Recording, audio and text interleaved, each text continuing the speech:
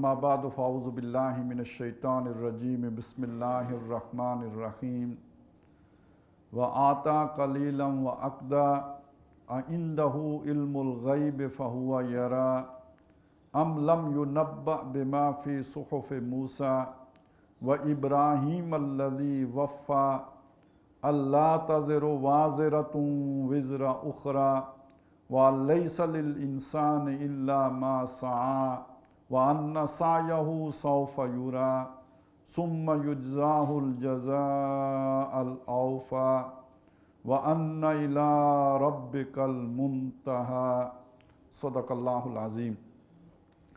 رب اشرح لی صدری ویسر لی امری واحلل عقدۃ من لسانی یفقہوا قولی۔ اللہم الہمنا رشدنا واعذنا من شرور انفسنا۔ اللہم ارنا الحق حقا وارزقنا اتباعہ وارنا الباطل باطلا وارزقنا اجتنابہ۔ اللہم وفقنا لما تحب وترضى آمین یا رب العالمین۔ سورہ نجم کا ہم مطالعہ کر رہے تھے، اس کی 32 آیات ہم نے پڑھ لی تھی۔ ابھی میں نے آپ کے سامنے آیت نمبر 33 سے 42 تک آیات کی تلاوت کی ہے، اور آج انشاءاللہ تعالی ہم نے انہی آیات کا مطالعہ کرنا ہے۔ آیت نمبر 32 میں جو مضمون آیا تھا اس کا ایک رخ تو یہ تھا کہ وہ لوگ کہ جو بڑے بڑے گناہوں سے مجتنب رہتے ہیں، کبیرہ گناہوں سے اپنے آپ کو بچاتے ہیں، اور جس چیز کی نفی کی گئی تھی وہ یہ کہ بعض اوقات نیکی کا غلبہ، نیکی کا غلو، اپنے آپ کو پاک صاف کرنے کا جذبہ اتنا شدت اختیار کر لیتا ہے کہ وہ خود ایک درجے میں برائی کی کیفیت اختیار کر لیتا ہے۔ اصل میں ہر چیز میں اعتدال درکار ہے۔ محبت کا جذبہ ہو تو وہ بھی اعتدال کے اندر ہی ہے، اگر نہیں تو وہ دیوانگی اور جنون اور ایک پاگل پن کی کیفیت تیاری کر دیتا ہے۔ تو ہر جتنے بھی اللہ نے جذبے دیے ہیں ان میں ایک اہم چیز یہ ہے کہ اعتدال رہنا چاہیے۔ نیکی بھی ایک جذبہ ہے۔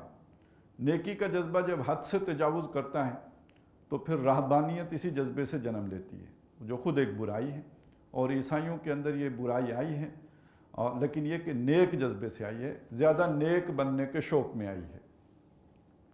تو یہاں پہ یہ جو الفاظ ہیں، فرمایا فَلَا تُزَكُّوا أَنفُسَكُمْ، اس کا جو اگر ترجمہ ہم کریں تو ظاہر ہے تزکو یعنی یہ کرنے کی کوشش کرنا، بنانا، پاک کرنا، تو اپنے کو پاک نہ کرو۔ جبکہ یہ کہ دوسری طرف اگر ہم دیکھیں تو قرآن مجید ہی ہمیں یہ بھی بتاتا ہے کہ کامیاب تو وہ ہوگا جو اپنے کو پاک کرے گا۔ قد افلح من زکاہا، بامراد ہو گیا، کامیاب ہو گیا، جنت میں پہنچا، دوزخ سے بچا وہ جس نے اپنے آپ کو سنوار لیا، جس نے اپنے نفس کا تزکیہ کیا۔ اور یہاں پہ فرمایا فَلَا تُزَكُّوا أَنفُسَكُمْ، اپنے آپ کو پاک نہ کرو۔ تو یہ دونوں مقامات کو جب ہم آمنے سامنے رکھ کر دیکھتے ہیں تو اس کے معنی مفہوم کا جو سامنے آئے گا وہ یہ کہ در حقیقت یہاں جو بات کہی جا رہی ہے وہ کیا؟ زیادہ پاک نہ بنو، زیادہ نیک بننے کی کوشش نہ کرو، یعنی وہ حد سے تجاوز نہ کرو۔ یعنی یہ جذبہ بھی اگر کہیں اتنا ترقی کر جائے کہ آدمی بالکل ہی جو ذمہ داریاں اللہ نے عائد کی ہیں ان سے غافل ہو جائے، جیسے کہ راہبانیت میں تصور سامنے آیا، تو یہ اس سے روکا گیا ہے۔ پھر ساتھ اس میں جو اشارہ کیا گیا بڑا لطیف انداز ہے، جو جس چیز کی طرف اشارہ کیا گیا ہے کہ انسان اپنے آپ کو کتنا پاک کر لے گا، یہ اپنے عمل تخلیق ہی کا جائزہ لے لے۔ تمہارا رب تم سے خوب واقف ہے، جب اس نے تمہیں زمین میں بکھیرا تھا، جو ابتدائی ہوئی تمہاری، اور اس وقت سے بھی واقف ہے جب تم اپنے ماؤں کے رحموں میں حالت جنین میں تھے۔ تو بہرحال یہ ہے تمہارا مادہ تخلیق، یہ ہے تمہارا عمل تخلیق، تو تم کتنے پاک ہو جاؤ گے؟ تو اپنی پاکی کو محدود رکھو اسی حد تک کہ جو اللہ اور اس کے رسول صلی اللہ علیہ وسلم نے بتائی ہے، اس سے زیادہ، اس سے بڑھ چڑھ کر اور اس سے آگے نکل کر اور غلو کرتے ہوئے اور مبالغہ کرتے ہوئے کوئی اپنے آپ کو پاک بنانے کی کوشش نہ کرو۔ اب اس چیز کو سمجھنا بہت ضروری ہے۔ میں نے پچھلی دفعہ بھی عرض کیا تھا، لیکن یہ کہ اعادہ کر دیتا ہوں، خلاصہ آپ کے سامنے دوبارہ پیش کر دیتا ہوں کہ یہ جو تزکیہ ہے یا پاک کرنا ہے یا اپنے آپ کو سنوارنا ہے یا اس قابل بنانا ہے کہ آخرت میں کامیابی جو ہے وہ ہمیں حاصل ہو سکے، تو اس کا پہلی بنیادی بات جو سمجھنے کی ہے وہ یہ کہ نبی صلی اللہ علیہ وسلم اسی کام کے لیے تشریف لائے تھے۔ آپ صلی اللہ علیہ وسلم کو جو دین دیا گیا ہے وہ اسی مقصد کے لیے دیا گیا ہے کہ ہم پاک ہو جائیں۔ اس دین سے ہٹ کر اگر ہم پاک ہونے کی کوشش کریں گے تو یہ کوئی ناپاکی کا تصور ہے، یہ پاکی کا تصور نہیں ہے۔ اس دین کے اندر رہتے ہوئے پاک ہوں گے تو یہ پاکی کا تصور ہے۔ دوسری بات یہ سمجھ لیجئے کہ محمد رسول اللہ صلی اللہ علیہ وسلم نے اس دین کو چھپائے بغیر کل کا کل کھول کر سب لوگوں کے لیے بیان کر دیا، کیا مسلمان کیا کافر۔ آپ نے اس میں کوئی تخصیص نہیں برتی کہ دین کا کچھ حصہ کچھ خاص لوگوں کو بتا دیا ہو، باقیوں سے چھپا لیا ہو۔ نعوذ باللہ من ذالک، ایسا کوئی تصور نہیں ہے، اور اگر کسی کا ہے تو یہ گمراہ کن تصور ہے، اس کا اپنا جو ہے وہ گڑا ہوا تصور ہے، من گھڑت تصور ہے۔ نبی اکرم صلی اللہ علیہ وسلم آئے تبیین کرنے کے لیے تھے، وضاحت کرنے کے لیے تھے، دین کو جو ہے وہ بالکل بین صورت میں سامنے پیش کرنے کے لیے۔ آپ نے کچھ نہیں چھپایا۔ یہ چھپانا تو نعوذ باللہ ایک درجے میں خیانت کی بات ہے، اور کسی نبی سے اور پھر محمد رسول اللہ صلی اللہ علیہ وسلم سے اس طرح کا کوئی تصوری محال ہے۔ تو پہلی بات یہ کہ نبی اکرم صلی اللہ علیہ وسلم کی تعلیمات ہی ہیں کہ جو ہمیں نجات دلانے والی ہیں، جو ہمیں پاک کرنے والی ہیں، جو ہمارا تزکیہ کرنے والی ہیں۔ دوسری بات یہ کہ آپ نے ان تعلیمات کو برملا بیان کیا، انہیں چھپایا وہ پایا نہیں ہے، یا کچھ مخصوص لوگوں کے خفیہ طور پر کچھ بتا دیا ہو، ایسا ویسا کچھ بھی نہیں ہے۔ سب کو کھلے عام کھول کے سب کے سامنے رکھتی ہے، کھلی کتاب ہے آپ کی تعلیمات۔ اب آئیں تیسری بات، اور تیسری بات بہت ہی اہم ہے، اور وہ تیسری بات یہ ہے کہ یہ جو نبی اکرم صلی اللہ علیہ وسلم نے تصور دیا ہے، اس میں پاک بننے کے لیے جو زیادہ ضروری چیزیں ہیں انہیں فرائض کہا ہے، اور پھر اس پاکی میں جو خوبصورتی پیدا کرنے والی چیزیں ہیں وہ ہیں نوافل۔ اور یہ فرائض و نوافل صرف نمازوں میں نہیں ہیں، یہ ہر میدان میں۔ روزہ ہے تو روزے فرض بھی ہیں اور روزے نفل بھی ہوتے ہیں۔ صدقہ خیرات ہے تو صدقہ خیرات وہ بھی ہے جو فرض ہے، زکوٰۃ، اور صدقہ خیرات وہ بھی ہے جو نفل ہوتے ہیں، جو آپ کسی کو جو ہے وہ چپکے سے دیتے ہیں۔ تیسری بات یہ ہے کہ نمازوں کا تو ہمیں پتہ ہی ہے، اسی طرح کا معاملہ حج کا بھی ہے۔ تو جتنے بھی ہمارے فرائض ہیں ان فرائض کے ساتھ ایک نوافل کا تصور بھی ہے۔ فرائض وہ ہیں جو کھلے عام کرنے ہیں، سب برملا کرنے ہیں، لوگوں کے سامنے کرنے ہیں، اعلانیہ کرنے ہیں، اور نوافل وہ ہیں جتنے چھپ کر ہوں، جتنے پوشیدہ ہوں، جتنے لوگوں سے چھپا کر ہوں، اتنے جو ہے محمود ہیں، اتنے پسندیدہ ہیں، اتنے اچھے ہیں۔ اب آپ دیکھیے نا، زکوٰۃ اعلان لی جائے گی، سب کے سامنے لی جائے گی، جو نہیں دے گا اس کے خلاف جنگ ہوگی۔ اور صدقہ خیرات دایاں ہاتھ دے تو بائیں کو پتہ نہ لگے۔ نوافلیں، اب آپ پر فرض نماز، وہ فرض نماز آ کے مسجد میں پڑھیں، سب کو پتہ ہو کہ آپ نماز پڑھتے ہیں، اور اگر آپ نہیں آتے تو دوسرے آپ کے گھر پتہ کرنے جائیں آپ بیمار ہو گئے، کیا ہو گیا، یہ فرض ہے۔ اس کے مقابلے میں نوافل ہیں وہ آپ گھر میں پڑھیں، کسی کو نہ پتہ لگے، زیادہ اچھا ہے۔ بلکہ یہ کہ وہ جو عام طور پہ ایک بات کہی جاتی ہے کہ آپ گھر میں اٹھیں تو آپ کے گھر والوں کو بھی نہ پتہ چلے کہ آپ نے اٹھ کے تہجد پڑھ لیے ہیں یا کوئی نفل پڑھیں، یہ آپ کے حق میں بہت بہتر ہے، بہت اچھا ہے، بہت بہترین ہے۔ اسی طرح کا معاملہ روزوں کا بھی ہے۔ تو یہ بات سمجھ لیجئے کہ فرائض وہ ہیں جو اعلانیہ کرنے کے، اور نوافل وہ ہیں کہ جو چھپا کے کرنے کے ہیں، اور وہ آپ اور اللہ کے درمیان ہی رہیں تو سب سے بہتر صورت ہے۔ اچھا، اب اس میں ایک جو بے ترتیبی ہو جاتی ہے وہ یہ ہوتی ہے، یا یوں کہہ لیجئے کہ شیطان انسان کو جو ورگلاتا ہے، ظاہر ہے جو جذبہ اس کے اندر ہے اسی سے اسے ورگلائے گا نا۔ کسی میں اگر اقتدار حاصل کرنے کا جذبہ ہے تو اسے اسی راستے پہ آگے لے کے جائے گا، کسی میں دولت جمع کرنے کا جذبہ ہے تو اسے دولت کے راستے میں گمراہ کرے گا، کسی کا شوق نیکی کا ہے تو شیطان یہ تو نہیں کر سکتا کہ اسے نیکی سے ہٹا کر دولت جمع کرنے پہ لگا دے۔ شیطان کے لیے بہت آسان ہے کہ اسے نیکی کے راستے ہی ورگلا دے، گمراہ کر دے، بھٹکا دے، اسے حد اعتدال سے آگے لے جائے، مبالغہ کرا دے، غلو کرا دے۔ وہ غلو کیا ہو سکتا ہے؟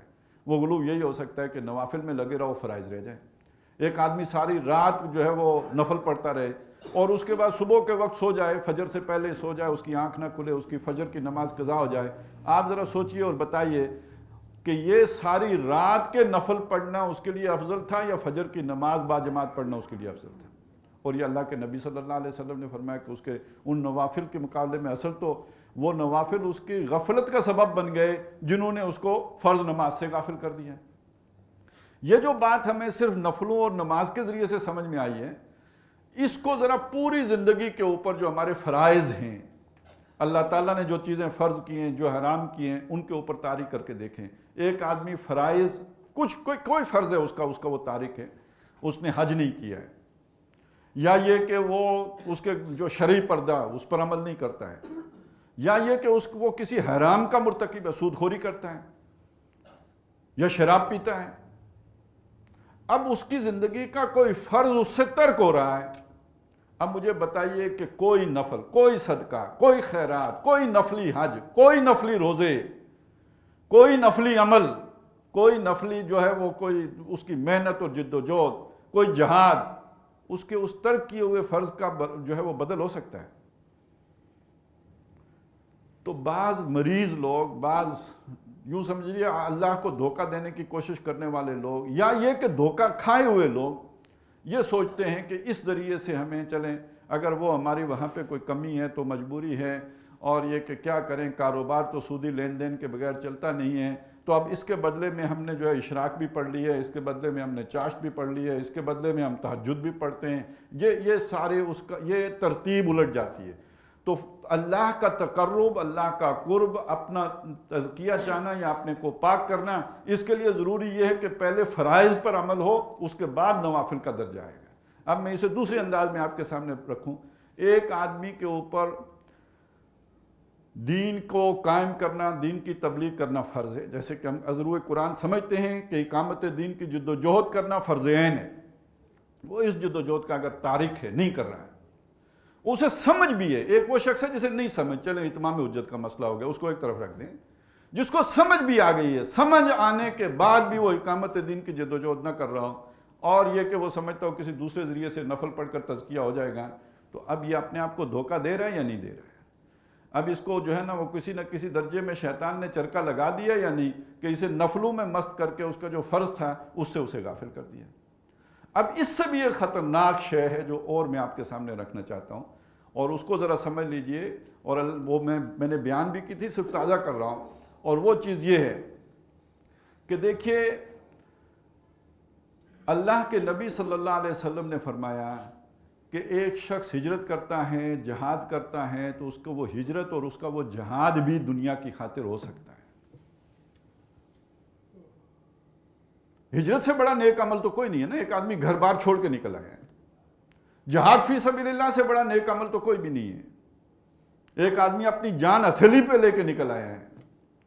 لیکن اللہ کے نبی صلی اللہ علیہ وسلم فرماتے کہ نہیں، آخر وہ شہید جو اللہ کی راہ میں جس نے جان دی ہوگی، حدیث میں آتا ہے یا نہیں کہ وہ منہ کے بل گھسیٹ کے دوزخ میں ڈالا جائے گا؟ کیوں؟ اس کی نیت، اس کا ارادہ، اس کی خواہش، اس کی موٹیویشن، اس کا موٹیو، وہ کوئی اللہ کی رضا، آخرت کا اجر نہیں تھا، بلکہ اس نے اپنی جان اس لیے دی کہ وہ مشہور ہو کہ بڑا بہادر آدمی ہے، اس کے بعد اس کے نام کا ڈنکا بجے، جری، بہادر، بطل جلیل۔ اسی طرح سخی کا معاملہ وہ بھی اسی حدیث میں آتا ہے، اسی طرح عالم کا معاملہ وہ بھی اسی حدیث میں آتا ہے۔ اتنے بڑے بڑے اعمال، لیکن یہ کہ اگر اس کے پیچھے جذبہ، نیت، موٹیو ایسا ہے کہ جو اس آخرت پر ایمان اور اللہ پر ایمان کا مظہر نہیں ہے، تو یہ عمل بھی جو ہے وہ صفر کی جو ہے وہ ویلیو رکھے گا، وزن رکھے گا اللہ کی ترازو میں۔ اب ایک شخص انتہائی نیک ہے، انتہائی متقی ہے، انتہائی پرہیزگار ہے، اس کا جذبہ عمل کیا ہے، اس کی نیت کیا ہے، اس کے اندر کیا چھپا ہوا ہے، اس کا ہمیں نہیں پتہ۔ لہٰذا یہ تو وہاں پہنچیں گے تو معلوم ہوگا کہ یہ نیکی در حقیقت جو ہمیں نیکی نظر آ رہی تھی، نیکی تھی بھی یا نہیں تھی۔ اب اس کا نتیجہ کیا نکلنا چاہیے؟ بڑے سے بڑا نیک عمل کرنے کے بعد بھی ہمارے اندر کوئی ایسا تکبر نہ پیدا ہو، کوئی ایسا عجب نہ پیدا ہو، کوئی ایسا من دیگرم تو دیگری کی کیفیت نہ پیدا ہو کہ میں تو بڑا عالی، بہت عمدہ، بہت اونچا، بہت رتبے والا، بڑے مقام والا، بڑے مرتبے والا، میں تو اب اس جگہ پہنچ گیا ہوں کہ دوسروں کی بھی صفائیاں کرتا پھروں، میری تو ہو ہی گئی، میں تو بہت پہنچا ہوا ہو گیا، مجھے تو خلت مل گئی ہے، اور میں تو اب مجاز ہو گیا ہوں دوسروں کو بھی جو ہے وہ سیدھی راہ دکھانے کے اور تزکیہ کرنے کے اور ان کی صفائی ستھرائی کرنے کے بھی. باقی جو ہیں یہ کانے اور باقی یہ کہ ان کے اندر جو عیب اور ان کے اندر گندگیاں اور علائشیں اور خباستیں، اور جبکہ میں پاک صاف ہو گیا ہوں، یہ تو اتنا بڑا خناس ہے، اتنا بڑا خناس ہے کہ اس سے بڑی گمراہی تو کوئی ہو ہی نہیں سکتی. تو ان ساری چیزوں کو اگر آپ سامنے رکھیں تو جو چیز چھن کے سامنے آتی ہے، نکھر کے سامنے آتی ہے، جو یہاں پہ کہا فَلَا تُزَكُّوا أَنفُسَكُمْ، یعنی اپنے آپ کو دوسروں سے زیادہ نیک نہ گردانو، نیک نہ سمجھو. یہ نہ سمجھو کہ دوسرے میں عیب ہیں. ہو سکتا ہے کہ وہ جو تمہیں عیب نظر آ رہا ہو وہ اس کی خلقی کمزوری ہو. اب خلقت تو اس کی جو بھی تخلیق ہے وہ تو اللہ کی ہے، اور اس خلقی کمزوری کی وجہ سے اگر اس سے کوئی عمل میں کوتاہی ہو رہی ہے تو اللہ تعالیٰ اس سے درگزر کرنے والے ہیں. بلکہ اس میں کمال تو بات یہ ہے کہ دیکھیے کوئی نیکی جب اللہ کے ہاں وہ اس کا وزن ہوگا تو معلوم ہوگا نیکی ہے یا نہیں ہے، بلکہ ہو سکتا ہے کہ وہاں اس کا وزن ہی صفر نکلے. اور جیسے بہت سی جگہوں پہ آتا ہے نا قرآن مجید میں کہ ان کے عمل ہوں گے، بڑے بڑے عمل ہوں گے، ہم اڑا کے رکھ دیں گے. وَقَدِمْنَا إِلَىٰ مَا عَمِلُوا مِنْ عَمَلٍ فَجَعَلْنَاهُ هَبَاءً مَنْثُورًا. اور یہ بھی کہ ان کے اعمال گویا سراب کی مانند ہو جائیں گے، جیسے کہ پیاسا خیال کرتا ہے پانی ہے، جب وہاں پہنچتا ہے تو اسے کچھ نہیں ملتا، وہ ایک پیاسے کا پیاسا ہی رہ جاتا ہے. تو یہ وہ ساری چیزیں پیش نظر ہوں تو انسان کے اندر نیکی کا تکبر نہیں آئے گا، نیکی کا غرور نہیں آئے گا، اپنے پاک صاف ہونے کا جو ہے وہ تصور اس کے اندر نہیں ابھرے گا. تو یہ تو پچھلی جو ہماری نشست تھی اس کا ایک قرض تھا جو میں نے ادا کرنے کی کوشش کی ہے. اب چلتے ہیں آگے. آیت نمبر 33 میں فرمایا، بلکہ یہاں سے جو ایک پورا واقعہ شروع ہو رہا ہے، یہ جو انداز ہے قرآن مجید نے بہت سی جگہوں پہ ایک یوں سمجھیے کہ تمثیلی کردار بیان کرتا ہے کہ ایک کردار ہے اس کو قرآن پیش کر دیتا ہے اور یہ کہ اس کو ایک مجسم صورت دے کے پیش کر دیتا ہے. اس پر بہت سی جگہوں پہ جیسے مفسرین اس پہ لکھ بھی دیتے ہیں، بتاتے بھی ہیں کہ ایسا کردار نبی صلی اللہ علیہ وسلم کے دور میں موجود بھی تھے اور انہی کے اوپر گویا قرآن مجید کمنٹری کر رہا ہوتا ہے.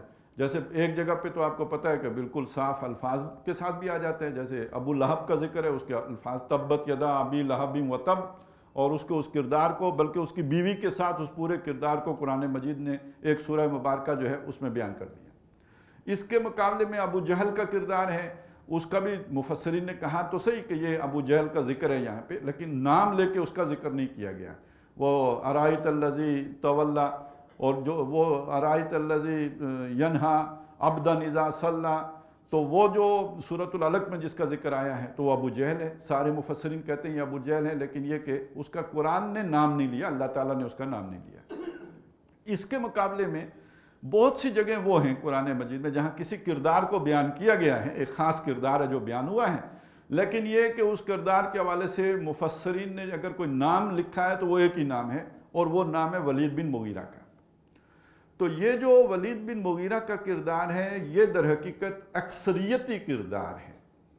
یہ میں جو بات کہنا چاہتا ہوں اسے پھر دہرا دوں کہ ابو جہل کا کردار بھی دنیا میں ایک اقلیتی کردار ہے، ابو لہب کا کردار بھی ایک اقلیتی کردار ہے. مطلب کچھ لوگوں کے اندر اس طرح کی آلودگی ہوتی ہے جو بہت ہی زیادہ دنیا میں لوگ پائے جاتے ہیں، جس روش کے حامل لوگ پائے جاتے ہیں، جس کردار کے حامل لوگ پائے جاتے ہیں، وہ ہے جو ولید بن مغیرہ کا ہے. لہٰذا یہ کردار آپ کو قرآن مجید میں ایک سے زائد مقامات پر ملے گا. سورہ مدثر میں ہے، سورہ قلم میں ہے، اور یہاں پہ جو ہے وہ اس سورۃ النجم میں بھی اس کا ذکر آیا ہے. تو یہ مختلف جگہوں پہ قرآن مجید نے اس کردار کو بیان کیا. یہ کیا کردار ہے؟ یہ ایک سیانہ کردار ہے، ایک سمجھدار کردار ہے، ایک جسے ہم کہتے ہیں دنیا کے اعتبار سے ایک ہوشیار، چالاک، سمجھدار آدمی کا کردار ہے، جو دیکھتا ہے کہ اس وقت حالات کیسے ہیں اور ان حالات کے اندر مجھے کیا قدم اٹھانا چاہیے، کیا کام کرنا چاہیے، لوگوں کو خوش رکھتے ہوئے، لوگوں کو ساتھ لے کر چلتے ہوئے، لوگوں سے فرکشن پیدا کیے بغیر، ان سے جھگڑا وغیرہ کھڑا کیے بغیر، پرامن طریقے سے پیسفلی لوگوں کے ساتھ چلنا، اور جو اگر تھوڑا بہت کچھ ہو تو وہ جسے کہتے ہیں کچھ گیو اینڈ ٹیک کر لینا، کمپرومائز کر لینا، کبھی ان کی مان لینا، کبھی اپنی منوا لینا. یہ دنیا میں سمجھا جاتا ہے کہ یہ آدمی وہ ہے ایڈجسٹیبل آدمی ہے. یہ آدمی وہ ہے جو مختلف ماحول میں اپنے آپ کو ایڈجسٹ کر سکتا ہے. ویسے بنیادی طور پہ اگر آپ دیکھیں نفسیاتی طور پہ تو بیسیکلی تو یہ زنانہ کردار ہے، لیکن یہ کہ بہرحال دنیا میں آج کل یہی کردار وہ ہے کہ جو فروٹفل ہے، جس سے فائدے ہوئے ہیں، کہ جس پر عمل کرنے کے نتیجے میں دنیا اپنی بڑھائی جا سکتی ہے، اس میں اضافہ کیا جا سکتا ہے، دنیا میں کوئی مقام پیدا کیا جا سکتا ہے، لوگوں میں اثر و رسوخ پیدا کیا جا سکتا ہے، دوست جیتے جا سکتے ہیں، اپنے دوستوں کا حلقہ بڑھایا جا سکتا ہے، وہ کردار تو یہی ہے۔ اور یہ اکثر لوگوں کا کردار یہی ہوتا ہے، اور یہ کردار کفر میں بھی ہوتا ہے اور یہ کردار اسلام میں بھی ہوتا ہے۔ یعنی اس کردار کے حامل لوگ کافروں میں بھی ہوتے ہیں اور اس کردار کے حامل لوگ مسلمانوں میں بھی ہوتے ہیں۔ مسلمانوں میں جب ہوں گے، یوں سمجھ لیجئے جس نے کلمہ پڑھ لیا اور کلمہ پڑھنے کے بعد بھی اس نے اپنا کردار ایسا رکھا، ادھر بھی بنا کے رکھتا ہے، ادھر بھی بنا کے رکھتا ہے، اس سے بھی دوستی چلاتا ہے، اس سے بھی دوستی چلاتا ہے، اس کشتی کا مسافر بھی ہے، اس کشتی میں بھی پاؤں اٹکایا ہوا ہے، ہوا دیکھتا ہے کس رخ پر ہے، تیل دیکھتا ہے، تیل کی دھار دیکھتا ہے، اسی رخ پہ خود بھی چلتا ہے، اونٹ دیکھتا ہے کس کروٹ پہ بیٹھتا ہے۔ اگر یہ اسلام قبول کرنے کے بعد یہ کردار ہو تو اسے کہتے ہیں منافقت۔ البتہ اس منافقت کے بھی دو درجے ہیں، وہ میں ذرا تھوڑا ابھی بعد میں آؤں گا، تھوڑی وضاحت کر لوں اس کی۔ اچھا، دوسری طرف اگر یہ کفر میں ہو تو اس کا ایک ہی وہ جو ہمیں علامت بتائی گئی ہے، اس کو ہم منافقت تو اب نہیں کہیں گے، ہے تو کفر میں ایک بزدل سا کردار ہے، ایڈجسٹیبل کردار ہے اور بنا کے رکھنے والا کردار ہے، سب کو ساتھ لے کر چلنے والا یا سب کے ساتھ چلنے والا کردار ہے، اس کو جو نام آپ چاہیں دیں۔ اور اس میں جو فٹ بٹھایا ہے قرآن مجید نے وہ ولید بن مغیرہ ہے۔ یہاں تو اس کی تفصیل نہیں آئی، لیکن اس کی تفصیل آئی ہے سورۃ المدثر میں۔ میں تھوڑا سا وہ حصہ اگر سنا دوں تو آپ کو اندازہ ہوگا کہ اس کردار کی جو نمایاں جو خاص طور پہ خصوصیات ہیں وہ کیا ہیں۔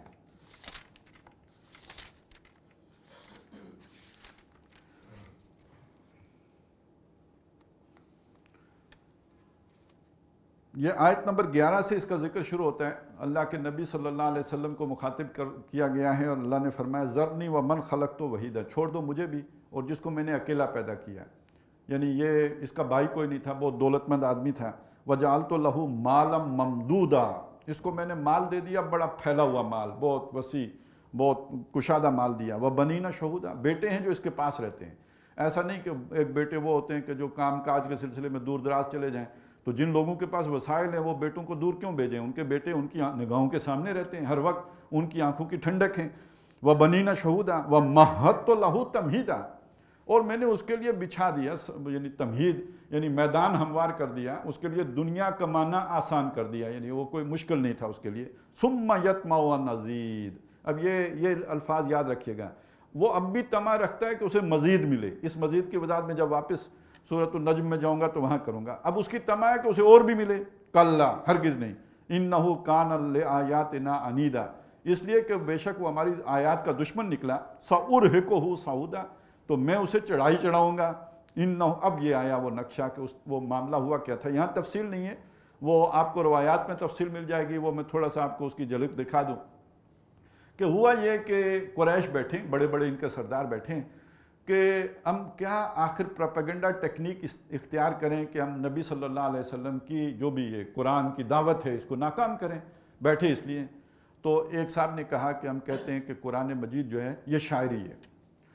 تو لگتا تھا کہ محفل کے اندر اس کے جو ہے وہ اس پر جو ہے اتفاق ہو جائے گا، تو یہ چپ کر کے بیٹھا رہا۔ جب اس نے دیکھا کہ ٹرینڈ جو ہے نا ایک ہی طرف جا رہا ہے تو اب اس نے کہا کہ میں کچھ عرض کرنا چاہتا ہوں، اور اس کے بعد اس نے کہا کہ دیکھیں شاعری ایک فن ہے، میں اس فن سے آشنا ہوں، میں نقد بھی کر سکتا ہوں، میں ناقد ہوں اور مجھے اس کے باریکیاں معلوم ہیں۔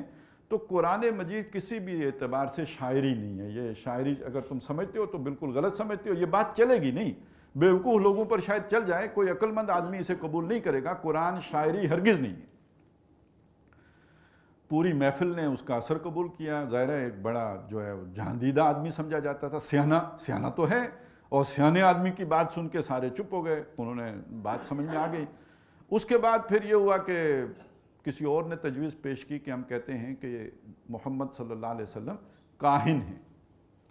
کاہن لوگ بھی کچھ غیب کی باتیں بتا دیا کرتے، وہ شیطان آ کے جو ان کی کانوں میں پھونکے مارتے تھے تو اس کو وہ دو چار گریں لگا کے لوگوں کے سامنے پیش کر دیتے۔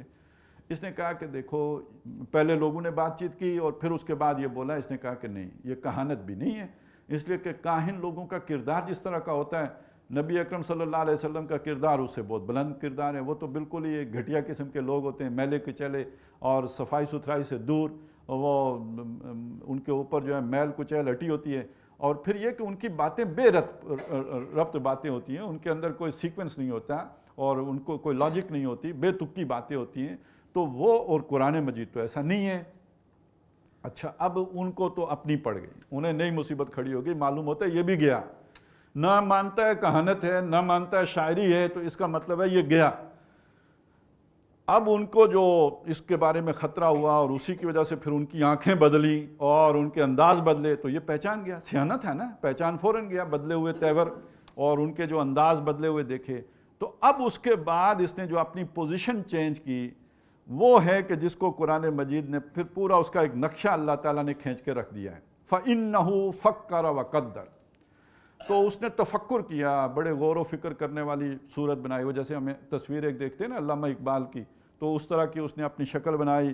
وَقَدَّرَ, اور اس نے ایک اندازہ لگایا. فَقُتِلَ كَيْفَ قَدَّرَ. اب اللہ کا غصہ, یہ قتل کیا جائے, اس نے کیا اندازہ لگایا. ثُمَّ قُتِلَ كَيْفَ قَدَّرَ, پھر قتل کیا جائے, اس نے کیا اندازہ لگایا. ثُمَّ نَظَرَ, اب وہ نقشہ اس نے پھر نگاہ اٹھا کے دیکھا, جیسے بڑا مدبر آدمی, بڑا فلسفی, بڑا جو ہے وہ سیانہ بیانہ آدمی جو ہے وہ غور و فکر فرما رہا ہو, تو اس نے نظر اٹھا کے دیکھا. ثُمَّ عَبَسَ وَبَسَرَ, پھر اس نے جو ہے تیوری چڑھائی اور پھر اپنی گال تھپ تھپائی. ثُمَّ أَدْبَرَ, پھر اس نے منہ موڑا. منہ کسے موڑا؟ پیٹھ دکھائی نا, دبر, پیٹھ دکھانا, منہ موڑنا, یو ٹرن لینا. کس چیز سے؟ یعنی قرآن کی طرف بڑھ رہا تھا. جب اس نے کہا شاعری نہیں ہے تو قدم آگے بڑھ گیا نا. جب اس نے کہا یہ کہانت نہیں ہے تو ایک قدم اور آگے بڑھ گیا. اب لوگوں کے انداز دیکھ کے پھر اس نے یہ سارا ڈرامہ رچا کے, اداکاری کر کے, فنکاری کر کے, اس کے بعد اس نے کہا, یعنی اس نے منہ موڑا اور وَاسْتَكْبَرَ, گھمنڈ کیا, یعنی اپنے آپ کو بہت بڑا جانا. میں اتنا دولت مند آدمی, میں ان کمزور لوگوں کے ساتھ جا کے بیٹھتا اچھا نہیں لگوں گا. اتنے بڑے لوگوں میں, انفلوئنشل لوگوں میں بیٹھا ہوں, ان سے اٹھ کر میں اپنی کمپنی بدل لوں, اپنی صحبت بدل لوں, اپنی مجلس بدل لوں, اور کس کی مجلس میں چلا جاؤں؟ ان کی مجلس میں چلا جاؤں کہ جن کے نہ پاس اختیار ہے, نہ دولت ہے, نہ ان کے پاس کوئی اقتدار ہے, ان کے پاس جا کے بیٹھ جاؤں. یہ اس کے اندر گھمنڈ آیا. وَاسْتَكْبَرَ فَقَالَ, تو اس نے کہا ان ھذا الا سحر یوسر, یہ نہیں ہے قرآن مگر یہ ایک جادو ہے جو چلا آ رہا ہے. اب یہ اس نے ایک بہانہ سازی کی اور لوگوں کے سامنے جو بھی اپنا ایک ڈرامہ جو ہے وہ ڈھونگ رچایا, وہ اس نے ان کے سامنے پیش کر دیا. یہ ہے اس شخص کی شخصیت. اور دنیا کے اعتبار سے تو بہرحال وہ اچھی بات کہی ہے ہمارے خان صاحب نے کہ لیڈر تو آدمی تبھی بنتا ہے جب اسے یو ٹرن لینا آتا ہو, اس کے بغیر تو وہ لیڈر نہیں بن سکتے. یہاں اس نے بھی لیا ہے, یہ جا رہا تھا ایک رخ پہ, جب اس نے دیکھا لوگ فالو نہیں کریں گے, تو آپ لیڈر تو تبھی ہو کہ لوگ آپ کو فالو کریں, لہٰذا آپ نے فوراً ایک جو ہے یو ٹرن لینے میں اس نے دیر نہیں لگائی. تو دنیا میں تمام وہ لوگ جو ترقی کرتے ہیں ان کے اصول تو یہی ہیں. وہ رفٹ تو نہیں پیدا کرتے, وہ فرکشن تو نہیں کریٹ کرتے, وہ کسی سے جھگڑا تو نہیں مول لیتے, وہ کسی پر اس طرح بے لاگ تنقید تو نہیں کرتے, وہ کسی کی برائی اس کے سامنے بیان تو نہیں کرتے. وہ کہتے ہیں سر آپ سے زیادہ عقل مند تو دنیا میں کوئی ہے ہی نہیں. وہ تو چاپلوسی جانتے ہیں, وہ تو خوشامد جانتے ہیں, وہ تو بات سے بات بنانا جانتے ہیں, بلکہ یہ کہ مزاج دیکھ کر بات کرنا جانتے ہیں. یہ لوگ ہوتے ہیں جو آگے بڑھتے ہیں. اور یہ وہ کردار ہے جو ولید بن مغیرہ کا کردار ہے. اور یہ کردار اگر کفر میں ہوگا تو ولید بن مغیرہ کا کردار ہے. یہ کردار اگر اسلام میں ہوگا تو یہ منافقانہ کردار ہے. لیکن اس کردار کے حامل آدمی کا مسئلہ اصلی کیا ہوتا ہے؟ یہ قربانی نہیں دے سکتا, یہ ایثار نہیں کر سکتا, یہ جان جوکھم میں نہیں ڈال سکتا, یہ اپنا مال پانی کی طرح نہیں بہا سکتا جیسے ابو بکر صدیق رضی اللہ تعالیٰ عنہ اور حضرت عثمان رضی اللہ تعالیٰ عنہ نے بہا دیا تھا. یہ اس کا بنیادی مسئلہ ہے, جان و مال کا تحفظ. اور اس کو اگر آپ اس انداز میں بیان کریں دنیا کی محبت تو غلط نہیں ہوگا, یا اسے اس انداز میں بیان کریں بزدلی تو بھی غلط نہیں ہوگا, یا بے غیرتی کہہ لیں تو بھی غلط نہیں ہوگا. اب جب یہ اس کے اندر یہ کمزوری ہے تو ایمان لانے کے بعد بھی ظاہر ہوگی. اب جب ظاہر ہوگی تو اس کے بعد اس کے پاس دو راستے ہیں. ایک راستہ یہ ہے کہ دیکھیے مجھ سے یہ کمزوری ہوئی ہے, اور میں اپنے آپ کو کوئی جو ہے بہانہ نہیں بناتا، غلطی میری ہے، میں نے غلط کیا ہے، میں معافی مانگتا ہوں. اگر یہاں تک بات رہتی ہے تو یہ ضعف ایمان ہے اور اللہ تعالیٰ معاف کرنے والا ہے. اللہ کے نبی صلی اللہ علیہ وسلم بھی ایسے شخص کے لیے دعا کرتے ہیں اور اللہ بھی معاف کرتا ہے. یہ نفاق نہیں ہے، یہ ضعف ہے، یہ کمزوری ہے. لیکن جب وہ اپنی عزت کی خاطر کہ میں اتنا بڑا آدمی ہوں، میری بزدلی سامنے آ گئی، تو یہ بڑی خرابی کی بات ہے. وہ جھوٹ بولے کہ اصل میں تو اس موقع پر اس لیے حاضر نہیں ہو سکا کہ میرے پیٹ میں بڑا شدید درد تھا، یا یہ کہ میری بیوی تکلیف میں مبتلا تھی، میں اسے چھوڑ کے نہیں آ سکتا تھا. اس طرح کا جب وہ کوئی جھوٹا بہانہ بنا لے گا تو یہ نفاق کا آغاز ہو جائے گا. اسی کی اگلی منزل پھر وہ جھوٹی قسم کھانا ہے، اور اس سے اگلی منزل جو سچے لوگ ہیں ان سے نفرت ہو جانا ہے. یہ نفاق کے مختلف درجے ہیں جو آگے چلیں گے. لیکن یہ کہ یہ کردار دونوں طرف ہوتے ہیں، یہ اسلام میں بھی ہوتے ہیں اور کفر کی طرف بھی ہوتے ہیں. اور اس میں کی بدترین صورت وہ ہے جو وہ اس کی تھی، ابو لہب کی تھی. اس کا تو ظلمات بعضها فوق بعض کی گویا مثال ہے. اور وہ تو اتنا بزدل شخص تھا کہ غزوہ بدر میں خود شریک بھی نہیں ہوا. ابو جہل ہے، اس نے آ کے گردن کٹائی ہے، لیکن اس نے اپنی جگہ پہ کرائے کا ایک بندہ بھیج دیا کہ جاؤ میری طرف سے تم لڑو اور مزدوری کرو. تو اب یہ سارا پس منظر ذہن میں رکھے اور ان آیات کو پڑھیں. افرائیت الذی تولا، تو آپ نے دیکھا اس شخص کو جو مڑ گیا، وہ ادبرا، جس نے یو ٹرن لے لیا، جس نے پیٹھ دکھا دی، جو پیچھے مڑ گیا. افرائیت الذی تولا وآتا قلیلا واقدا، اور اس نے دیا تھوڑا اور روک لیا. یہ تو ترجمہ ہو گیا لفظی، لیکن اس کے اصل مفہوم کیا ہے؟ تھوڑا دینے کا مطلب کیا ہے؟ ظاہر ہے پیسے دینے کا مطلب نہیں ہے، کوئی چندہ نہیں دیا، کوئی درہم و دینار نہیں دیے، کوئی اونٹ لا کے صدقہ خیرات نہیں کیے. یہ دیا تھوڑے کا مطلب یہاں پہ در حقیقت یہ ہے کہ وہ ایمان کی طرف آیا تھوڑا، بڑا تھوڑا. اس نے اپنا آپ ایمان کے حوالے تھوڑا کیا، اسلام کے حوالے تھوڑا کیا. یہ وہ تصور ذہن میں رکھیے نا، ادخلوا فی السلم کافہ، داخل ہو جاؤ اسلام میں پورے کے پورے. تو وہ پورے کے پورے داخل ہونے کے بجائے تھوڑا سا قریب آیا، داخل ہوا، نزدیک آیا. وہ جو اس نے دو باتوں کا رد کر کے وہ جو ہے وہ قرآن مجید کی حقانیت کی طرف بڑا تھوڑا. وآتا قلیلا، تھوڑا عطا کیا، تھوڑا خرچ کیا، تھوڑا اپنے آپ کو آگے بڑھایا.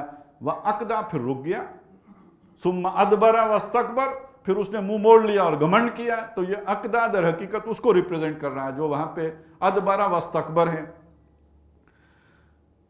اس کے بعد ہے عندہ علم الغیب فہو یرا، کیا اس کے پاس غیب کا علم ہے کہ وہ دیکھ کے آیا ہے، اس نے دیکھ لیا ہے. اب یہ کیا چیز ہے؟ یہ سمجھنے کے لیے پھر واپس سورہ مدثر کی ان آیات کی طرف جائیے. ثم یطمع ان ازید، وہ اب طمع رکھتا ہے کہ اسے مزید ملے. یہ مزید ملنے کا کیا مطلب ہے؟ دنیا میں تو اسے سب ملا ہوا ہے.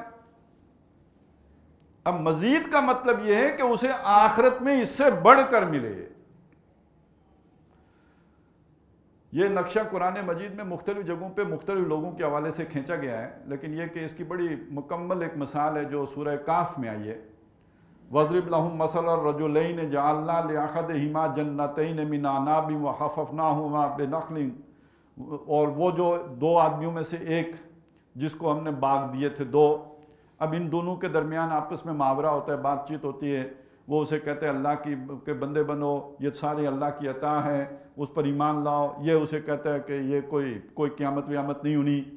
اور وَدَخَلَ جَنَّتَهُ وَهُوَ ظَالِمٌ لِنَفْسِهِ، وہ داخل ہوا جب اپنے باغ میں اس حالت میں کہ وہ اپنی جان پر ظلم کر رہا تھا. ظلم کیا کر رہا تھا؟ اللہ کا انکار کر رہا ہے. وہ سمجھتا ہے میرے زور بازو کی وجہ سے یہ سارا کچھ مجھے ملا ہے، یہ دولت، یہ مال، یہ جنت، یہ باغ، اور اس باغ کے اندر یہ جو ہے کھجوریں اور انگور، اور یہ سارا در حقیقت میری محنت، میری پلاننگ، میرے منصوبے، میری کوشش، میری جد و جہد، اس کا ثمر ہے.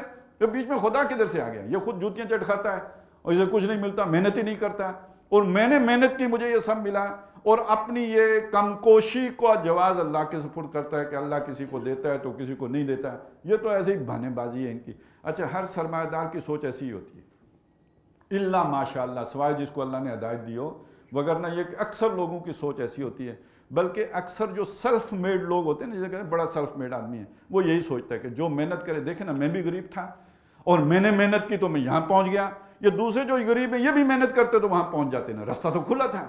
یہ در حقیقت محنت ہی نہیں ہے، اس وجہ سے یہ سارا کچھ ہوا ہے۔ اسے ہی نہیں معلوم ہوتا کہ کتنے لوگ جوتیاں چڑھاتے رہتے ہیں، ان کو چانس ملتے ہی نہیں، وہ جو ہے ان کے وہ کلک ہی نہیں کرتی ان کی قسمت، تو نہیں ہوتا، اور تمہارا ہو گیا اسے نہیں سمجھ ہوتی۔ تو ان کی پھر سوچ یہ بنتی ہے جو اس کی بنی، وَمَا أَظُنُّ السَّاعَةَ قَائِمَةً، میں یقین نہیں رکھتا کہ قیامت قائم ہوگی۔ اچھا یہ کیوں کہتے ہیں؟ وہ کہتے ہیں کہ یہ جو محروم لوگ ہیں نا، جو غریب رہ گئے، اب ان کا آخری آسرا اپنی خواہشات کو پوری کرنے کا قیامت ہی رہ گئے۔ اب مولوی کو تو حور نہیں ملتی نا، تو وہ جنت کی حوروں ہی کے خواب دیکھ کے دل پشوری کر لیتا ہے۔ یہ میں نے آپ کو ایک بات بتائی ہے، اس کو اور ایک آدمی ویسا گھر نہیں بنا سکا جو اسلام آباد میں جس طرح کے یا بیریا ٹاؤن میں لوگوں کے ہیں۔ اب وہ اس کے لیے کتنا اچھا سپنا ہے یہ کہ مجھے جنت میں گھر مل جائے گا، کوئی بات نہیں، آج نہیں ہے تو کل مل جائے گا۔ تو یہ جو جن لوگوں نے کہا نا یہ مذہب افیون ہے، تو اسی معنی میں قائم ہے کہ یہ بندے کو ٹھنڈا کر دیتی ہے۔ تو یہ کچھ پھر ایک مائنڈ سیٹ بن جاتے ہیں، تو وہ کہتے ہیں یہ حقیقت نہیں ہے کہ کوئی قیامت ہوگی، کچھ لوگوں نے جینے کے لیے سہارا پکڑ لیا ہے کہ قیامت ہوگی تو ہمارے ارمان بھی نکلیں گے، خواہشیں بھی پوری ہوں گی۔ ہزاروں خواہشیں ایسی کہ ہر خواہش پہ دم نکلے، بہت نکلے میرے ارمان مگر پھر بھی کم نکلے، تو وہ جو نہیں نکلے وہ جا کے وہاں نکلیں گے، پورے نکلیں گے، اور خوب جناب عیاشی کریں گے اور خوب جنت میں گھومے پھریں گے۔ تو یہ گویا ایک تسلی ہے، وہ یہ سمجھتے ہیں یہ جھوٹی تسلی انسان اپنے آپ کو دے کے جی رہا ہے۔ اچھا اگلی بات پھر کیا ہے؟ وَلَئِن رُدِدْتُ إِلَىٰ رَبِّي، اور اگر مجھے لوٹا دیا گیا، پلٹا دیا گیا اپنے رب کی طرف، یعنی اگر قیامت ہو ہی گئی، لَأَجِدَنَّ خَيْرًا مِّنْهَا مُنْقَلَبًا، میں وہاں پاؤں گا، لازماً پاؤں گا، ضرور پاؤں گا، لازمی طور پر مجھے ملے گا اگر لوٹ کے وہاں پہ گیا، اس سے بہتر جتنا دنیا میں ملا اس سے بہتر وہاں ملے گا۔ اب اس کا استدلال کیا ہے؟ کیوں بہتر ملے گا بھائی تمہیں؟ اس لیے بہتر ملے گا کہ قیامت ہونے کا مطلب یہ ہے کہ واقعی خدا ہی دیتا ہے۔ جب خدا دیتا ہے تو یہاں بھی خدا دیتا رہا، اور اس کو اللہ نے نہیں دیا، مجھے دیا، تو اس کا مطلب میں بہتر ہوں۔ دینے والی ذات پھر کون ہوئی؟ اللہ کی۔ مجھے دیا ہے، اس کو نہیں دیا ہے، تو میں اچھا ہوں۔ تو اگر لوٹ کے اللہ کے پاس گئے تو وہاں بھی اچھا ہوں گا، تو مجھے زیادہ ملے گا وہاں بھی۔ لَأَجِدَنَّ خَيْرًا مِّنْهَا مُنْقَلَبًا، میں لازماً پاؤں گا وہاں لوٹ کر اس سے بھی بہتر اور اس سے بھی اچھا اور اس سے بھی اعلیٰ۔ یعنی اسے اگر 10 حوریں ملیں گی مجھے تو 70 ملیں گی، کیونکہ یہی فرق یہاں پہ بھی ہے تو وہاں پہ بھی یہ فرق ہوگا، میں تو اس سے اعلیٰ عرفہ درجے کا آدمی ہوں۔ تو یہ ایک خناس ہے کہ جو دماغ میں پھر بیٹھ جاتا ہے، اور دنیا اور آخرت کا جو جوہری فرق ہے وہ ذہن میں نہیں رہتا کہ دنیا کوئی دارالجزا نہیں ہے، نہ دارالسزا ہے، یہ دارالامتحان ہے، اور دارالجزا تو وہ ہے جو اس کے بعد آنی ہے۔ یہ فرق مٹ جاتا ہے، یہ سوء فہم ہو جاتا ہے یا نقص فہم ہو جاتا ہے، آپ جو بھی اسے کہہ لیجئے، اور اس کے نتیجے میں سوچ الٹی ہو جاتی ہے، بگڑ جاتی ہے، خراب ہو جاتی ہے۔ اب یہ وہ شخص ہے کہ جو یہ دعویٰ کرتا ہے آخرت بھی میری ہے، وہاں بھی تم سے بہتر محل مجھے ملے گا، بڑے رقبے کا ملے گا، بڑا پلاٹ ہوگا، تیرا چھوٹا ہوگا، تیرا کا فرنٹ اگر 40 ہوگا تو میرے کا جو ہے 400 ہوگا۔ تو اب یہ جو دعوے ہیں، اس کے لیے یہ سوال یہاں پہ اٹھایا ہے، اَعِندَهُ عِلْمُ الْغَيْبِ، کس بنیاد پر اس نے یہ دعویٰ کر لیا؟ کیا اس کے پاس غیب کا علم ہے؟ وہ جانتا ہے کہ اسے آگے جا کے کیا ملنا ہے؟ فَهُوَ يَرَى، ایسا غیب کا علم کہ وہ دیکھ کے آیا ہے اپنا انجام۔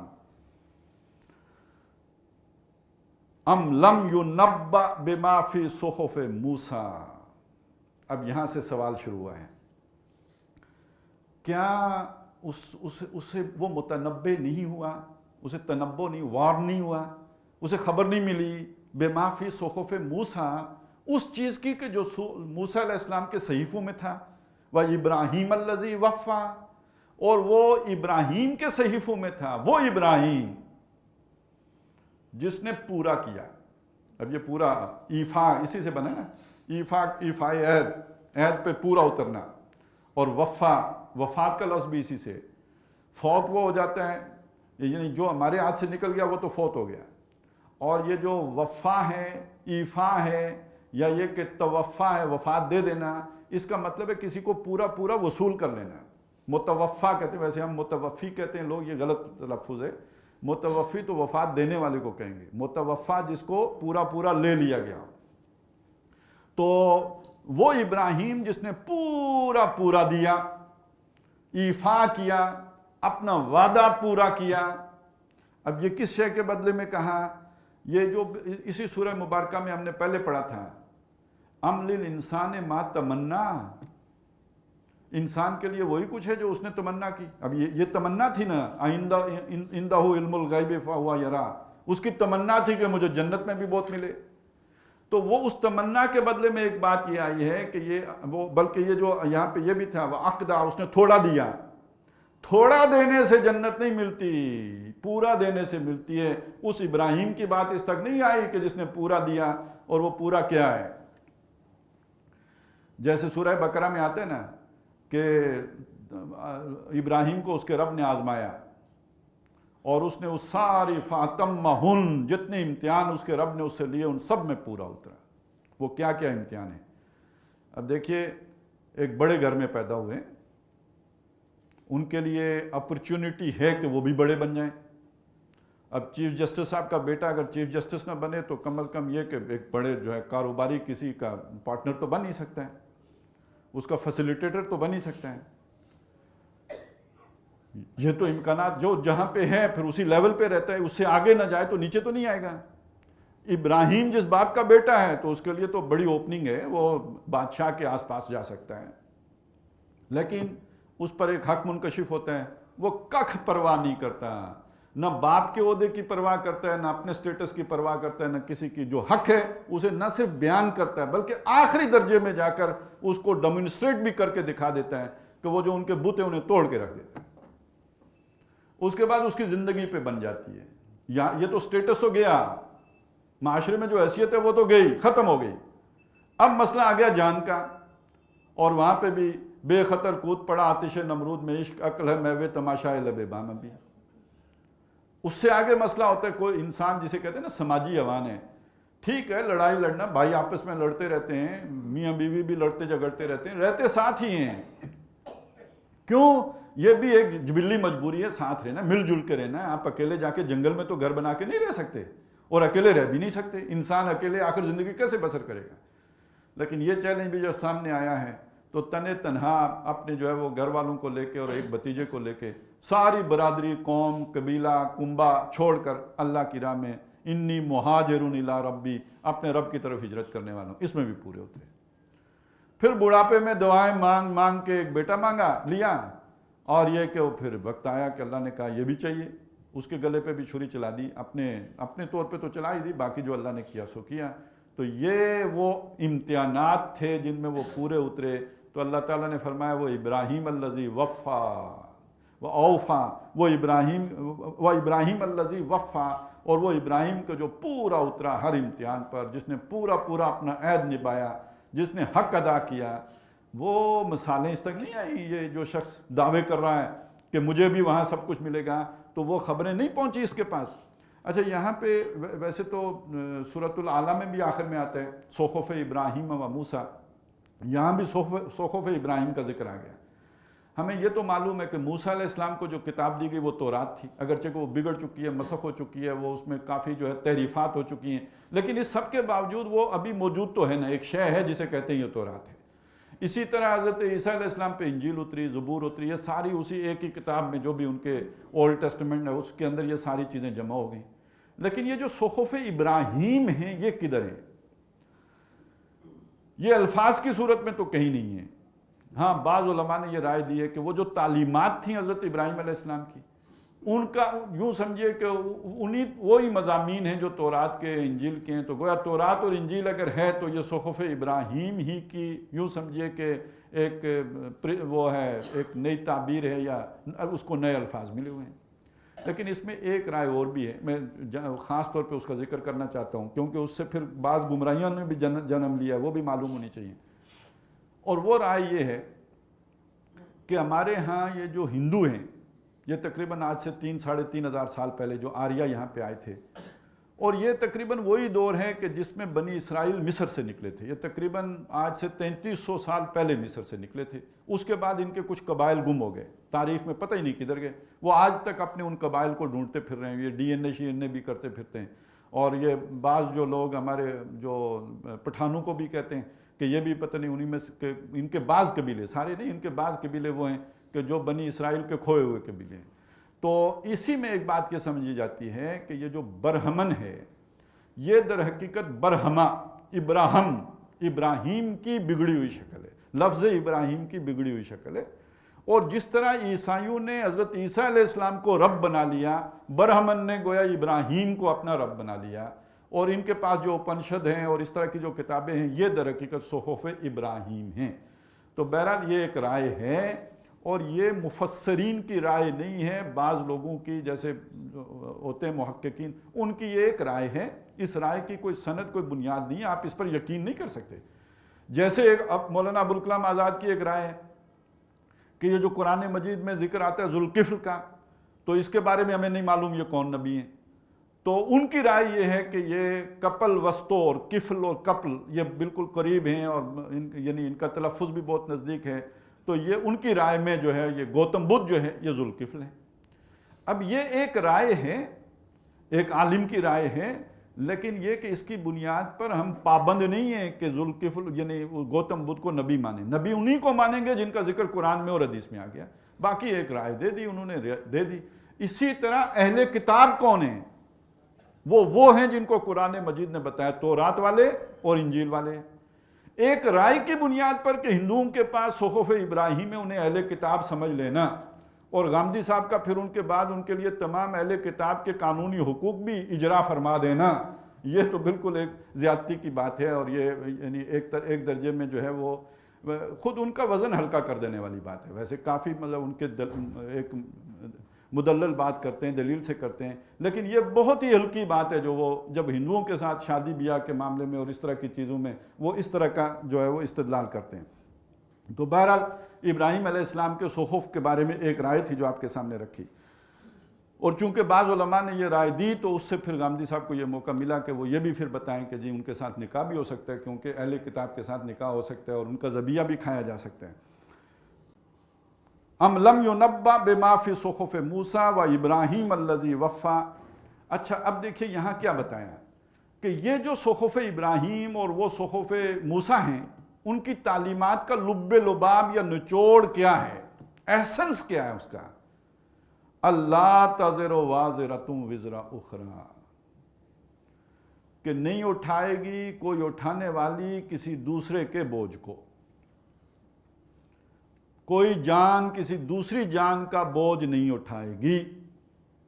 یہ پہلی اصولی بات آ گئی، ہر ایک نے اپنا بوجھ اپنے گٹھڑی اعمال کی خود اٹھانی ہوگی، نیکیاں ہیں تو نیکیاں، برائیاں ہیں تو برائیاں، وہ گٹھڑی اپنی خود ہی اٹھانی ہوگی، کوئی دوسری کسی کی مدد کرنے والی نہیں ہوگی۔ اچھا یہ تو اس سے آگے اس کی تفسیر بھی آئی ہے، کھول کے بھی قرآن مجید نے بیان کیا ہے، وہ قریبی رشتہ دار بھی ہو تو نہیں کرے گا، وہ کوئی آپ کا ہاتھ نہیں بٹائے گا۔ یہ بھی ہے کہ بیوی ہو تو وہ نہیں، بیوی کے لیے خامند ہے تو وہ نہیں، بیٹا ہے تو باپ ہے یا بھائی ہے یا خاندان ہے، کوئی کسی کے کچھ کام نہ آئے گا، بلکہ یہ کہ ایک دوسرے سے بھاگیں گے۔ یوم یفر المرء من اخیہ و امہ و ابیہ و صاحبتہ و بنیہ، ہر ایک دوسرے سے دوڑی لگا دے گا، کام کیا آئے گا، کوئی کسی کا بوجھ اٹھانے والی نہیں ہے۔ ہر ایک نے کلکم آتی ہی یوم القیامت فردا، تم سب کے سب قیامت کے دن تنے تنہا اپنی جان لے کر اللہ کے سامنے پیش ہو گئے، اور وہاں تمہارا کوئی اور بوجھ بٹانے والا، ہاتھ بٹانے والا، ساتھ دینے والا، بوجھ اٹھانے والا نہیں ہوگا۔ اللہ تزر وازرۃ وزر اخری وان لیس للانسان الا ما سعی۔ دوسرا نکتہ صحف ابراہیم کا اور صحف موسیٰ کا، کہ انسان کے لیے نہیں ہے کچھ مگر وہ جس کی اس نے محنت کی، صحیح کی، کوشش کی، جد و جہد کی، جس کے لیے اس نے تگ و دو کی، اس کے علاوہ اس کے لیے کچھ نہیں ہے۔ یہ وہ مقام ہے جو باقی ساری چیزوں کو پھر کاٹ دیتا ہے۔ وہ جو ہم تصورات رکھتے ہیں نا کہ وہ تھوک کے حساب سے پیچھے بھیجتے رہتے ہیں، تو وہ بھیجنے کی گنجائش یہاں جا کے ختم ہو جاتی ہے۔ ہاں وہ جو حدیث میں آیا ہے کہ انسان کے نیک اعمال جو اس نے نیک کام کیے، کوئی کنواں کھودا تھا، کوئی رستہ بنا دیا تھا، تو اس کے مرنے کے بعد جسے جو ہم کہتے ہیں صدقہ جاریہ یا نیک اولاد، تو جان لیجئے یہ اس کی محنت ہے۔ اولاد نیک ہے تو اس نے کوئی محنت کی ہے جس کے بدلے میں ان پر کچھ اس نے مشقت کی ہے، کوئی وقت لگایا ہے، اس نے انویسٹ کیا ہے، تو یہ تو گویا وہی عمل ہے جو وہ کر کے گیا ہے، اس کے پھل اب آ رہے ہیں۔ کسی نے درخت لگا دیا، یہ اس کی محنت ہے، اب وہ درخت پھل دے رہا ہے، تو اس میں اس کا حصہ شامل ہے، لہٰذا اس کے حق میں جو ہے وہ ثواب بھی جا رہا ہے۔ اسی طرح کسی نے کنواں کھودا تھا، اس کنویں سے لوگ آج بھی پانی پی رہے ہیں اور وہ اس سے جو ہے فائدہ اٹھا رہے ہیں، اور جس نے کھودا تھا یعنی اس کا عمل ہے جس کا یہ نتیجہ نکل رہا ہے، تو اس لیے ہم نہیں کہہ سکتے کہ وہ اس کی صحیح کے خلاف ہے۔ اصول یہ ہے کہ انسان کو وہی ملنا ہے جس کی اس نے محنت کی، جس نے اس نے کوشش کی، جس کی اس نے صحیح کی۔ اب یہ دیکھیے، یہ پھر اس کے ساتھ جوڑ کے دیکھیے، وہ جو اوپر آیا تھا نا کہ انسان کی خواہش کیا ہے، انسان تو یہ چاہتا ہے جس کی وہ خواہش کرے، جو تمنا کرے وہ اسے مل جائے۔ اب میری اور آپ کی تمنا کیا ہے؟ تمنا یہ ہے ہم دنیا کے لیے تو محنت کریں، اس کے لیے تو بچوں کو بھی تیار کریں، اس کے لیے ان کو کسی اچھے پروفیشن کے لیے جو ہے اس کے لیے کھپیں ہم، اور ان کو بھی کھپائیں۔ آخر جن بیچاروں سے ہم 90% نمبر حاصل کرواتے ہیں تو ان کا ستیاناش پھیرتے ہیں تو 90% نمبر آتے ہیں نا۔ انہیں انسان سے مشین بناتے ہیں تو تب کوئی 90% نمبر لے گا۔ ان کی باقی ساری ایکٹیویٹی وہ جو ہے وہ ختم، غیر نصابی سرگرمیاں ساری جو ہے وہ بند، نہ کھیل سکیں، نہ کہیں گپ شپ کر سکیں، نہ کوئی اور کچھ کر سکیں۔ وہ کتابی کیڑے بنیں گے تو تب جا کے 90-95% نمبر لیں گے۔ تو یہ تو ہم کریں گے دنیا کے لیے محنت، ہم سمجھتے ہیں کہ دنیا میں جو محنت کرے گا اسی کو کچھ ملے گا، تو وہ تو محنت کرو بچہ۔ آخرت اس کے لیے ہماری تمنا ہے۔ پہلی بات یہ ہے کہ اللہ کی ذمہ داری ہے کہ ہمیں معاف کر دے، ہم بیچارے لوگ ہیں، مجبور ہیں، تو ہمیں معاف کر دے۔ پھر اس کے اوپر ہمارا استحقاق بھی ہے کہ ہمیں معاف کر دے۔ کیوں؟ اس لیے کہ خار ہیں، بدکار ہیں، ڈوبے ہوئے ذلت میں ہیں، کچھ بھی ہیں، مگر تیرے محبوب کی امت میں تو کیسے نہیں معاف کرے گا ہمیں؟ تو آپ کو معاف کرنا پڑے گا، ہمیں معاف کریں۔ اور پھر اس سے آگے ہماری ایک سوچ اور بھی ہے کہ اگر وہ نہیں کرے گا تو کوئی نہیں، ہمارے بابے ہیں انشاءاللہ تعالیٰ وہ ہمیں پار لگا دیں گے، کہ بیڑا پار۔ وہ جو ہے وہ ایسے بھی ہیں جو کہتے ہیں ہم اللہ کو باتوں میں لگائیں گے، تم پیچھے سے نکل جانا۔ تو یہ وہ ساری چیزیں ہیں کہ جس کا مطلب یہ ہے، یہ ہماری تمنا ہے، یہ وشفل تھنکنگ ہے، یہ تمنا ہے۔ لیکن تمنا سے نجات نہیں ملنی، نجات ملے گی صحیح سے، سعی سے، محنت سے، کوشش سے۔ یہ چیز ہے جو قرآن مجید نے یہاں پہ سمجھائی ہے کہ انسان کے لیے تمنا نہیں ہے جو اس نے تمنا کی وہی اسے مل جائے، بلکہ اس کے لیے ہے وَلَيْسَ لِلْإِنسَانِ إِلَّا مَا سَعَىٰ، اور انسان کے لیے نہیں ہے مگر وہی جو اس نے کوشش کی، محنت کی، جد و جہد کی، یہ اس کے لیے ہوگا۔ وَأَنَّ سَعْيَهُ سَوْفَ يُرَىٰ، اور جو اس نے صحیح کی ہے، محنت کی ہے، کوشش کی ہے، جو اس نے تگ و دو کی ہے، وہ اس کے دو معنی ہوگی، وہ دیکھی جائے گی، یہ تو لفظی معنی ہو گیا۔ اس کا یہ مطلب دیکھی جائے گی یعنی وہ دیکھے گا، اور دوسرا معنی یہ ہے کہ جو امتحان لینے والا ہے وہ دیکھے گا، اس کا ملاحظہ کرے گا، اس کو ایگزامن کرے گا، اس کو اچھی طرح دیکھے گا اس کے پیچھے نیت بھی ٹھیک ہے یا نہیں ہے۔ یوم تبلی السرائر، جس دن وہ راز کھولے جائیں گے، بید کھولے جائیں گے، نیتیں سامنے لائی جائیں گی، موٹیوز دیکھے جائیں گے، اس کے پیچھے جذبہ محرکہ کیا تھا اس کو سامنے لایا جائے گا۔ تو گویا اس کی وہ جو نیکی ہے اس کا ملاحظہ کیا جائے گا، اس کو ایگزامن کیا جائے گا، اس کو جانچا اور پرکھا جائے گا، ٹٹول کے اور اچھی طرح جو ہے الٹ پلٹ کے دیکھا جائے گا کہ یہ نیکی کے معیار پہ پوری بھی اترتی ہے یا نہیں اترتی۔ اور دوسرا یہ کہ اس کو دکھایا جائے گا، وہ بھی دیکھے گا، یعنی وہ دیکھی جائے گی یعنی وہ خود دیکھے گا۔ اور یہ بھی قرآن مجید میں بہت سے مقامات پر آیا، دیکھنا آیا ہے۔ اب یہ دیکھیں بڑے پیارے الفاظ ہیں، بہت جامع الفاظ ہیں، اور اب تو یہ بات سمجھ میں بھی آتی ہے دیکھنا، کہ صرف یہی نہیں ہے کہ وہ کوئی کتاب میں لکھا ہوا دیکھے، بلکہ ایکشن ریپلے بھی دیکھ سکتا ہے۔ آج ہم دیکھ سکتے ہیں ایکشن ریپلے اپنے عمل کا، کیمرے میں ریکارڈ ہو رہا ہے، تو اب یہ اللہ نے بڑے بڑے کیمرے بنائے ہوئے ہیں، سب ریکارڈ موجود ہیں، اپنی اپنی چپ پکڑو اور پڑھو، اقرا کتابک، اپنی کتاب پڑھو، یعنی دیکھو اب اپنا ریکارڈ، اور اپنی چپ لگاؤ اور کمپیوٹر میں اور لیپ ٹاپ جو ملے گا اس میں دیکھتے رہو، جو کچھ بھی تمہارے کام ہیں ان کو بے شک ان کو سلو موشن میں دیکھو، سلو کر کے دیکھو، اپنی مرضی کی سپیڈ رکھ لو، اس سے دیکھ لو، یہ دیکھو۔ باقی یہ کہ اب دیکھنے کے بعد اس کا نتیجہ کیا نکلے گا یہ اللہ کا کام ہے۔ وہ چاہے تو نیکی کو قبول کرے، چاہے تو رد کر دے، وہ چاہے تو برائی کو پر سزا دے، چاہے تو برائی کو معاف کر دے، لیکن دیکھنی پڑے گی۔ ایسا نہیں ہے کہ ایک کام کیا ہے وہ دیکھا نہ جائے، وہ دیکھنا پڑے گا، وہ سامنے آئے گا، فسوف یرا، وہ عنقریب اسے دیکھے گا، وہ نیکی کی صورت میں ہو یا بدی کی صورت میں ہو۔ فمن یعمل مثقال ذرۃ خیرا یرا ومن یعمل مثقال ذرۃ شرا یرا، وہ شر ہو یا خیر ہو وہ اسے دیکھے گا ضرور، اس کے بعد یہ ہے کہ اللہ کا اختیار ہے، چاہے تو اس کو معاف کر دے اور چاہے تو اس کو اس پر سزا دے، اور چاہے تو اس کی نیکی قبول کر لے اور چاہے تو اس کی نیکی کے اوپر آبجیکشن لگا کے ریجیکٹ کر دے۔ اچھا پھر یہ بھی ہوتا ہے کہ نیکی ہے، آپ کی نیکی ہے، اور وہ نیکی کسی اور کھاتے میں نکل ہی گئی، کیونکہ آپ نے کسی کو کوئی گالی دی ہوئی تھی، کسی کی غیبت کی ہوئی تھی، کسی کا پلاٹ غصب کیا ہوا تھا، اب وہاں اس کے بدلے میں تو پیسے تو نہیں دیے جا سکتے، کوئی کرنسی نہیں ہے وہاں پہ سوائے اس کے کہ آپ کے بدلے میں نیکیاں اس کو دے دی جائیں جس کے ساتھ آپ نے کوئی نقصان کیا ہوا ہے۔ تو نیکی تو آپ کی ہے، دیکھ تو لی ہے آپ نے، لیکن کام کسی اور کے آ گئی، آپ کے کام نہیں آئے، وہ کسی اور کے کھاتے میں چلی گئی۔ وَأَنَّ سَعْيَهُ سَوْفَ يُرَىٰ ثُمَّ يُجْزَاهُ الْجَزَاءَ الْأَوْفَىٰ، پھر اسے بدلہ دیا جائے گا پورا، اس میں کمی بیشی نہیں ہوگی، آنچ ماسا جو ہے وہ بالکل پورا بدلہ دیا جائے گا۔ وہ ایسا نہیں ہے کہ عدالتی کالعدم ہو جائے، بلکہ یہ کہ جو بھی ہوگا، فن خان ہو، نخرے والا ہو، ٹور والا ہو، جس قسم کا بھی ہو، یہ کہ یا غریب ہو یا امیر ہو، اس سے کوئی فرق نہیں پڑے گا، اسے پورا بدلہ ملے گا۔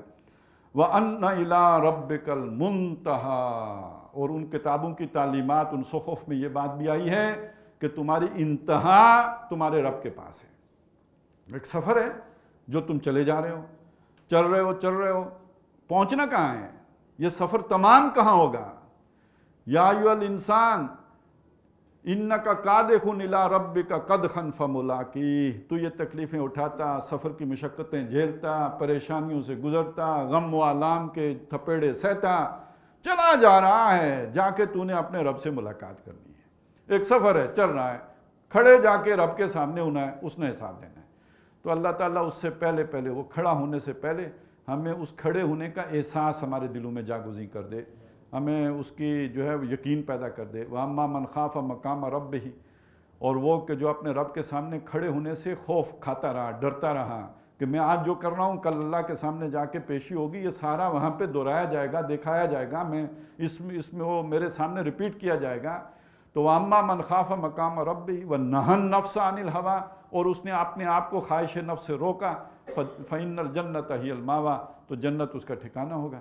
اور اس کے مقابلے میں جو مستغنی رہا، بے پرواہ رہا، من چاہی زندگی بسر کی، من موجی رہا، آزاد خیال رہا، اور یہ کہ لبرل رہا اور رسی توڑایا گھوڑا بنا رہا، تو وہ ہے کہ پھر جس کا ٹھکانہ جو ہے وہ دوزخ ہوگا۔ تو اللہ تعالیٰ اس سے ہمیں بچائے اور دنیا میں من چاہی کے بجائے رب چاہی زندگی بسر کرنے کی توفیق عطا فرمائے۔ بارک اللہ لی و لکم فی القرآن العظیم و نفعنی و ایاکم بالآیات والذکر الحکیم۔ سبحان اللہ والحمد للہ ولا